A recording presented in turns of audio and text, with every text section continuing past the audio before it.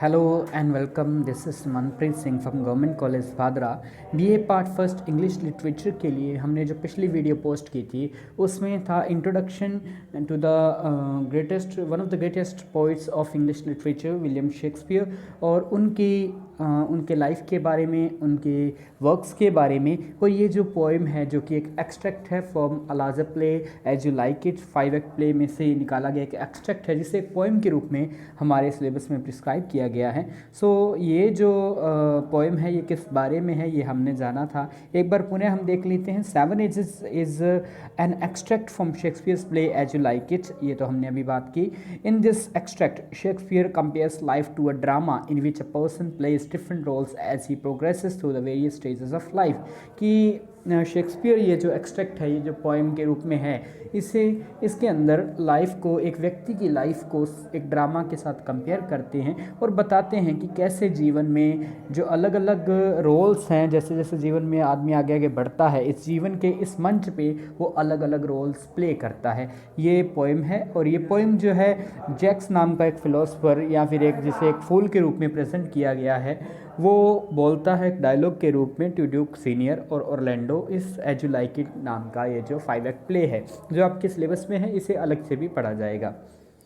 सबसे पहले हम पोएम की शुरुआत से ही फर्स्ट लाइन से 7 ages of man all the world's a stage, सारी दुनिया एक स्टेज है। फ्रॉम द फर्स्ट लाइन एक मेटाफर के रूप में डायरेक्टली वर्ल्ड को ही स्टेज कह दिया गया। यहाँ पे लाइक अ स्टेज नहीं कहा, all the world's a stage, सारा वर्ल्ड ही स्टेज है, ना कि world is like a stage. अगर लाइक या एज का इस्तेमाल किया जाता तो ये सिमिली होती, डायरेक्टली वर्ल्ड को ही स्टेज कहा गया है, इसलिए ये एक मेटाफर है, एक कंसीट है। All the world's a stage and all the men and women merely players.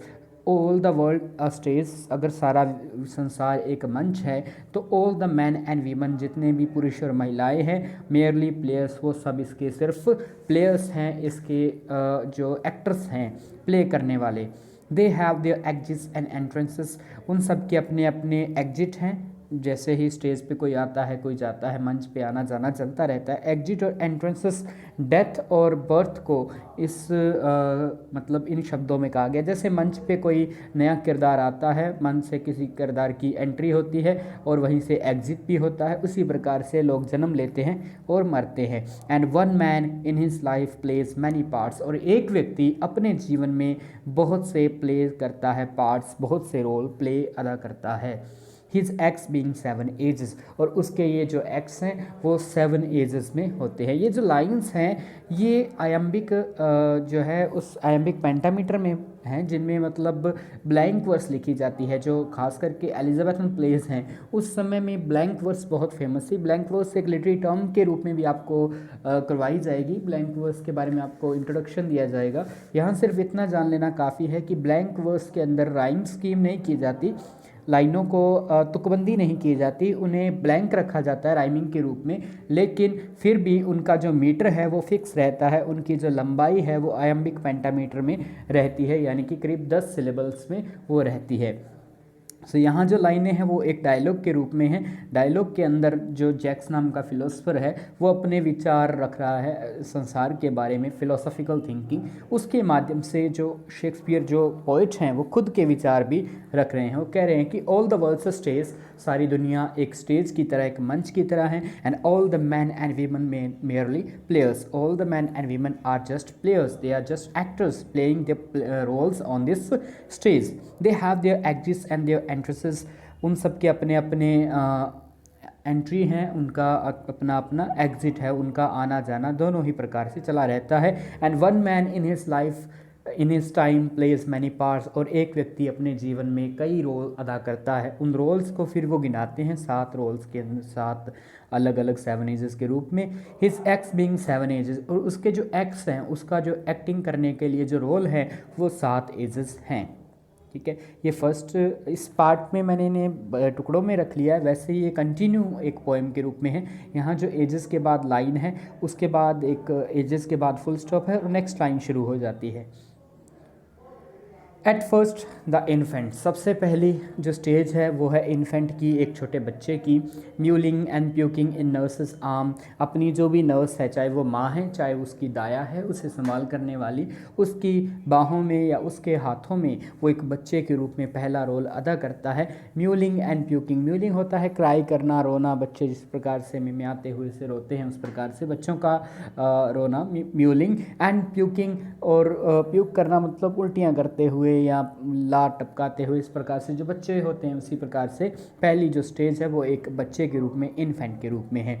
Then second stage जो है, then the whining schoolboy, तब वो रोता हुआ स्कूल बॉय है। वाइनिंग होता है कंप्लेनिंग, जो बच्चा स्कूल नहीं जाना चाहता, उस प्रकार से वाइनिंग करते हुए एक स्कूल बॉय वाली जो स्टेज है वो दूसरा जीवन का दूसरा रोल है। With is satchel and shining morning face, उसके पास एक जो सैचल, उसका जो बस्ता है जो वो गले में या कंधे पे बस्ता टांग के चलता है, जिसमें वो अपनी पुस्तकें या जो भी कागज़ रखता है, पेंसिल या स्लेट जो भी। सो स्कूल बॉय वाली जो स्टेज है उसकी सेकंड लाइफ के जीवन का दूसरा रोल है। Whining school boy with is satchel and shining morning face, सुबह सुबह उसका शाइनिंग मॉर्निंग फेस, सुबह सुबह से नहला के या फिर तैयार करके जो भेजा जाता है स्कूल के लिए, उसका शाइनिंग मॉर्निंग फेस वाला जो चेहरा है, ये सब उसकी क्वालिटीज़ हैं। ये दूसरा रोल है जो एक व्यक्ति अपने जीवन में अदा करता है। Creeping like a snail, creeping like snail, snail होता है घोंघा जो धीरे धीरे रेंग कर चलता है, बहुत धीरे चलता है। क्रीपिंग, धीरे धीरे रेंगना। सो क्रीपिंग लाइक अ स्नेल, यहाँ पे एक प्रकार से सिमिली का इस्तेमाल किया गया, स्नेल के साथ कंपैरिजन किया गया उसकी स्पीड को। अनविलिंग टू स्कूल, बच्चा जो धीरे धीरे क्यों चलता है, क्योंकि उसका मन नहीं करता स्कूल जाने को। Unwilling, he is not willing to go to school. Unwilling, अनिच्छा से स्कूल की ओर बढ़ता हुआ बच्चे की कंपैरिजन एक स्नेल की स्पीड के साथ, एक गति के साथ किया गया है। ये दो स्टेजेस हैं। थर्ड जो स्टेज है, and then the lover, third जब वो यंग हो जाता है, टीनेज से या उस एज में आगे बढ़ता है, जवानी की ओर बढ़ता है, देन द लवर, तब वो एक लवर जैसे मतलब थर्ड रोल को प्ले करता है। शाइन लाइक फर्नेस, एक भट्टी की तरह सांस लेता है, यानी कि आहें भरता है, प्यार की आहें कह लो, या फिर उसके मन में ये चलता रहता है एक लव वाली feelings. With a woeful ballad made to his mistress's eyebrows, अपनी मिस्ट्रेस जो भी वो जिसको भी पसंद करता है उसकी आईब्रो के लिए वो फुल दुख भरी गीत, बैलेड वैसे एक प्रकार से कथानक के रूप में गीत होता था जिसमें किसी की स्टोरी सुनाई जाती थी, लेकिन यहाँ पे जो है बैलेड एक प्रकार से वर्स के लिए यूज़ किया गया है, जो भी लिरिक के लिए यूज़ किया गया है।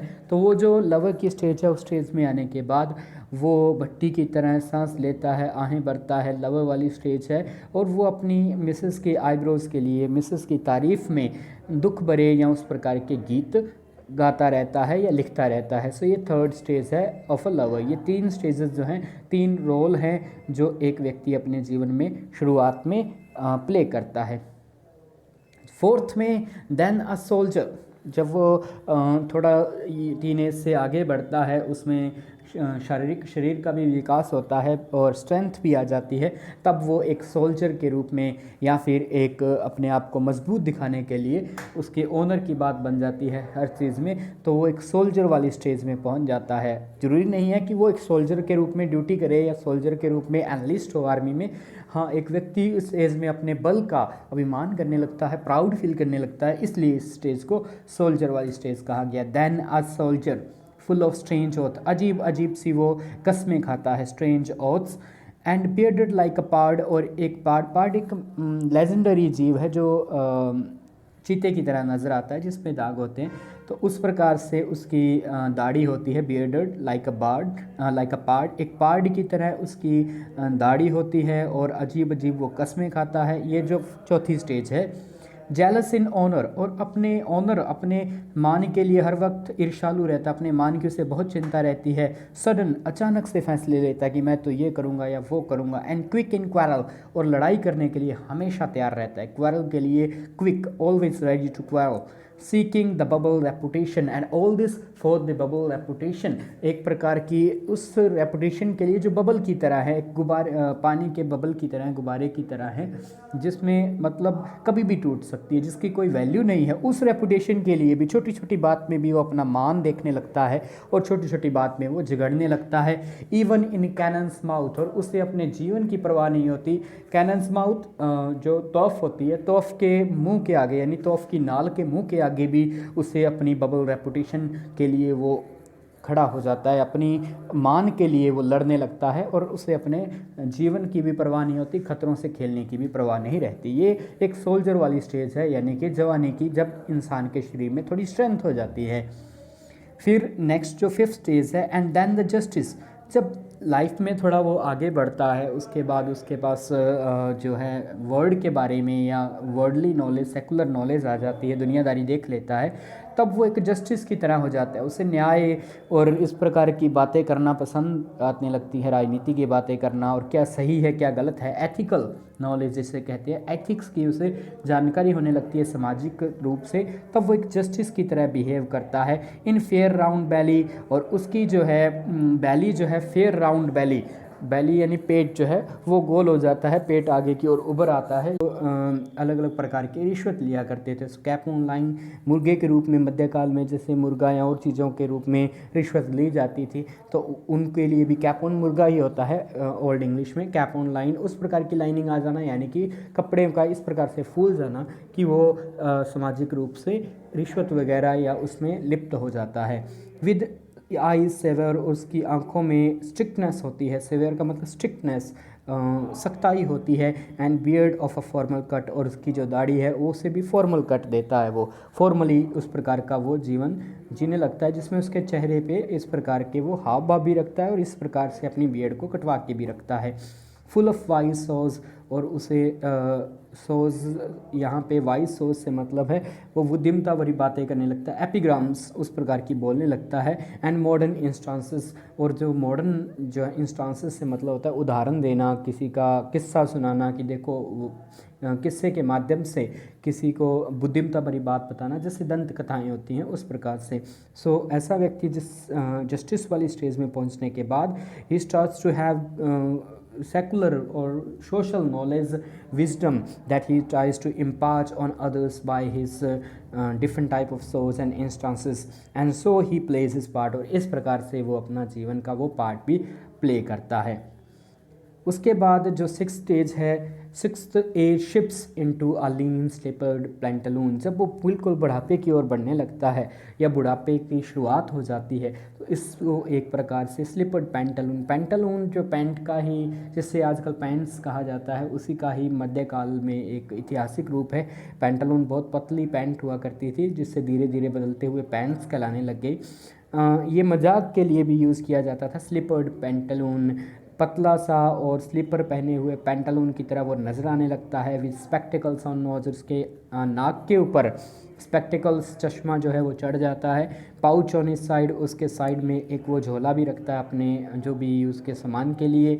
His youthful hose well saved his youthful hose well saved, उसकी यूथफुल होज जो है उसे वेल सेव्ड होती है, उसे यानी कि जो उसका यूथ में यूज़ किया जाने वाले कपड़े थे, होज जो होता है उस प्रकार के जो कपड़े वो यूथफुल थे, जो यूथ में यूज़ किया करता था, अब वेल सेव्ड हो गए, उन्हें तो पूरी तरह से संभाल दिया गया, अब उन्हें वो नहीं पहन सकता। अ वर्ल्ड टू वाइड, और दुनिया भी अब उसके लिए बहुत बड़ी हो गई।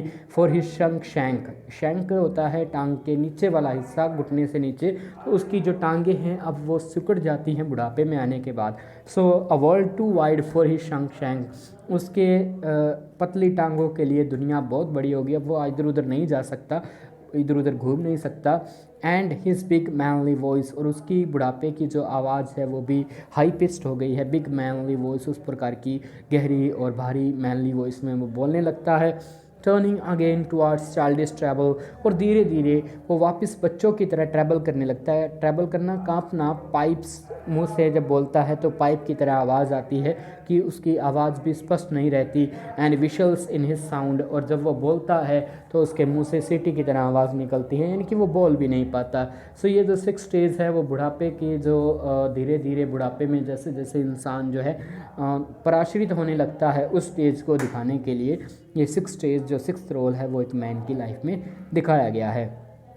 And last scene of all, जो आखिरी सीन है, बिल्कुल ही जब व्यक्ति पूरी तरह से मतलब बेड रिडन हो जाता है या पूरी तरह से पराश्रित हो जाता है। Last scene of all that ends this strange eventful history, जीवन की ये जो स्ट्रेंज, अजीब सी, इवेंटफुल घटनाओं से भरी हुई जो इतिहास है, जो हिस्ट्री है, इसका अंत जिस सीन में होता है वो है last scene of all is second childishness. इसे कवि डायरेक्टली एक नाम से यूज़ करता है कि जो उसे बुढ़ापा कहने के बजाय वो कवि कहता है इज़ सेकेंड चाइल्डिशनेस, वो दूसरा बचपना है। सेकेंड चाइल्डिशनेस है, दूसरी बार दोबारा बच्चे होने जैसी बात है। एंड मेयर ओब्लिवियन, और सिर्फ मेयर मात्र ओब्लिवियन, अज्ञात हो जाना या फिर भूल जाना, भूलने लगना, क्योंकि बहुत से बूढ़े लोग जो है बुढ़ापे में जाके अल्जाइमर्स के शिकार हो जाते हैं और उन्हें याददाश्त खोने लगती है।